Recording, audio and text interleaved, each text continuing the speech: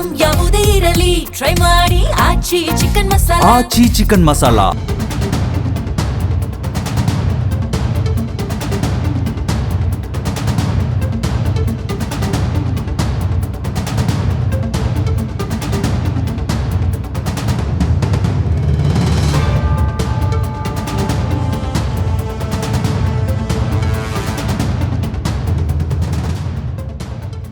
ವಿರಾಟ್ ಕೊಹ್ಲಿ ಈ ಹೆಸರು ಕೇಳಿದ್ರೆ ಸಾಕು, ಭಾರತೀಯ ಕ್ರಿಕೆಟ್ ಅಭಿಮಾನಿಗಳು ರೋಮಾಂಚನಗೊಳ್ತಾರೆ.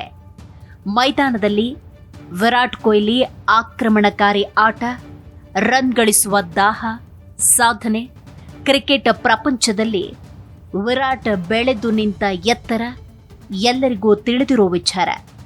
ಆದರೆ ವಿರಾಟ್ ಬೆನ್ನ ಹಿಂದಿರುವ ಜರ್ಸಿ ನಂಬರ್ 18ರ ಹಿಂದಿನ ಭಾವನಾತ್ಮಕ ಹಾಗೂ ಅಸಾಧಾರಣ ಕತೆ ಅನೇಕರಿಗೆ ಗೊತ್ತಿಲ್ಲ. ಈ 18ನೇ ನಂಬರ್ ಮತ್ತು ಕರ್ನಾಟಕ ರಣಜಿ ತಂಡಕ್ಕೂ ಒಂದು ಅವಿನಾಭಾವ ಸಂಬಂಧ ಇದೆ. ಇಡೀ ದೇಶವೇ ಹೆಮ್ಮೆ ಪಡುವಂತಹ ಒಂದು ಅದ್ಭುತ ಸಾಧನೆಯ ಬೀಜ ಬಿತ್ತಿದ್ದೆ ಆ ರೋಚಕ ಪಂದ್ಯದಲ್ಲಿ. ಮಧ್ಯಮ ವರ್ಗದ ಕುಟುಂಬದಲ್ಲಿ ಹುಟ್ಟಿದ ವಿರಾಟ್ ಕಷ್ಟಪಟ್ಟು ಕ್ರಿಕೆಟ್ ತರಬೇತಿ ಪಡೆದು ದೆಹಲಿ ರಣಜಿ ತಂಡಕ್ಕೆ ಆಯ್ಕೆಯಾಗ್ತಾರೆ. ಆ ವೇಳೆ 2006ರಲ್ಲಿ ನವದೆಹಲಿಯ ಫಿರೋಜ್ ಶಾ ಕೋಟ್ಲಾ ಮೈದಾನದಲ್ಲಿ ಡಿಸೆಂಬರ್ 17ರಂದು ದೆಹಲಿ ಹಾಗೂ ಕರ್ನಾಟಕ ತಂಡಗಳ ನಡುವೆ ರಣಜಿ ಪಂದ್ಯ ನಡೀತಾ ಇರುತ್ತೆ. ಕರ್ನಾಟಕ ತಂಡದ ಮಾರಕ ದಾಳಿಗೆ ನಲುಗುವ ದೆಹಲಿ ತಂಡದ ಆಟಗಾರರು ಕೇವಲ ಒಂದೇ ದಿನದಲ್ಲಿ ಔಟ್ ಆಗಿ ತೀವ್ರ ಸಂಕಷ್ಟಕ್ಕೆ ಸಿಲುಕ್ತಾರೆ.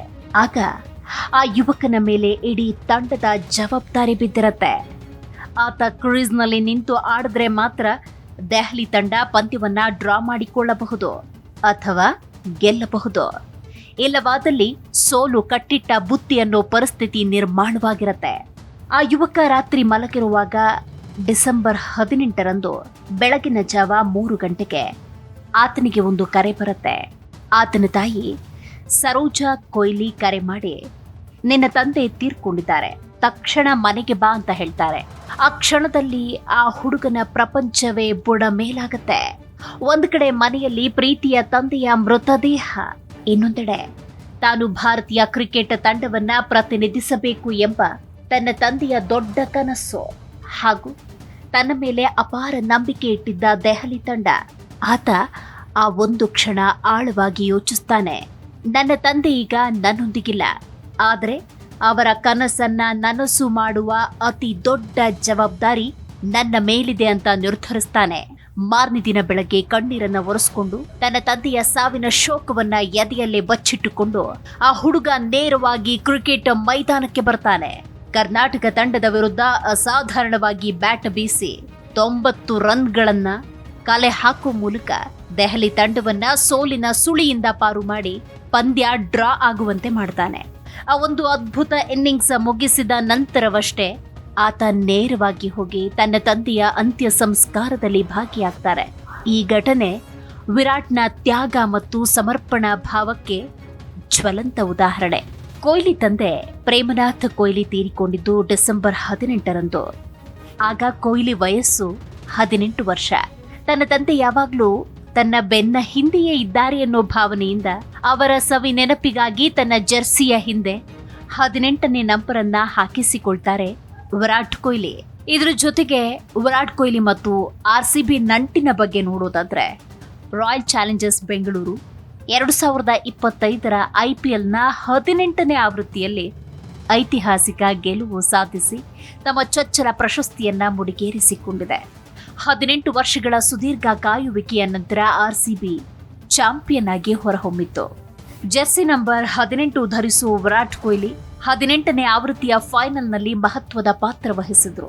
18ರ ಆ ಸಂಖ್ಯೆ RCBಗೆ ಅದೃಷ್ಟ ತಂದಿದ್ದು, 18ರ ನಂಟು RCBಯ 18 ವರ್ಷದ ಆ ನಿರೀಕ್ಷೆಯನ್ನ ಪೂರೈಸಿತ್ತು. ಇವತ್ತಿನ ಯುವಕರು ವಿರಾಟ್ ಕೊಹ್ಲಿಯ ಕೇವಲ ಅಭಿಮಾನಿಗಳಾಗೋದಿಲ್ಲ, ಅವರು ಹೇಗೆ ಅಷ್ಟು ಎತ್ತರಕ್ಕೆ ಬೆಳೆದ್ರು, ತಮ್ಮ ಜೀವನದ ಅತ್ಯಂತ ನೋವಿನ ಘಳಿಗೆಯಲ್ಲೂ ಜವಾಬ್ದಾರಿಯನ್ನ ಮರೆಯದೆ ತಂದೆಯ ಕನಸನ್ನ ಹೇಗೆ ನನಸು ಮಾಡಿದ್ರು ಅನ್ನೋದನ್ನ ತಿಳಿದುಕೊಳ್ಳಬೇಕು. ಅವರ ಜರ್ಸಿ ನಂಬರ್ 18 ಕೇವಲ ಒಂದು ಅಂಕಿಯಲ್ಲ, ಅದು ಒಬ್ಬ ಮಗನ ಪ್ರೀತಿ, ತ್ಯಾಗ, ದೃಢ ನಿರ್ಧಾರದ ಸಂಕೇತ. ಆ ದಾರಿಯಲ್ಲಿ ನಡೆದು ಸಾಧನೆ ಮಾಡುವತ್ತ ಯುವ ಜನತೆ ಹೆಜ್ಜೆ ಹಾಕಬೇಕಿದೆ. ಅಂದಿನ ಅವರ ದೃಢ ನಿರ್ಧಾರದ ಫಲವಾಗಿಯೇ ಇಂದು ವಿರಾಟ್ ವಿಶ್ವ ಕ್ರಿಕೆಟ್ನ ಶ್ರೇಷ್ಠ ಬ್ಯಾಟರ್ ಅನ್ನಿಸಿಕೊಂಡಿದ್ದಾರೆ. ವಿರಾಟ್ ಕೊಹ್ಲಿ ಇಲ್ಲಿಯವರೆಗೆ ಟೆಸ್ಟ್ ಕ್ರಿಕೆಟ್ನಲ್ಲಿ 9,230 ರನ್, 30 ಶತಕ, 31 ಅರ್ಧಶತಕ, ಏಕದಿನ ಪಂದ್ಯಗಳಲ್ಲಿ 14,797 ರನ್ ಹೀಗೆ ಅಭೂತಪೂರ್ವ ಸಾಧನೆ ಮಾಡಿದ್ದಾರೆ. 2 ಅಂತಾರಾಷ್ಟ್ರೀಯ ಮಾದರಿಗಳಲ್ಲಿ ಹಾಗೂ ರಾಯಲ್ ಚಾಲೆಂಜರ್ಸ್ ಬೆಂಗಳೂರು ಆರ್ಸಿಬಿ ಪರ ಐಪಿಎಲ್ ಟೂರ್ನಿಯಲ್ಲಿ 8,908 ರನ್, 8 ಶತಕ, 65 ಅರ್ಧಶತಕ ಇಂದಿಗೂ ತಮ್ಮ ಅಬ್ಬರದ ಆಟವನ್ನ ಮುಂದುವರಿಸ್ತಾನೆ ಇದ್ದಾರೆ.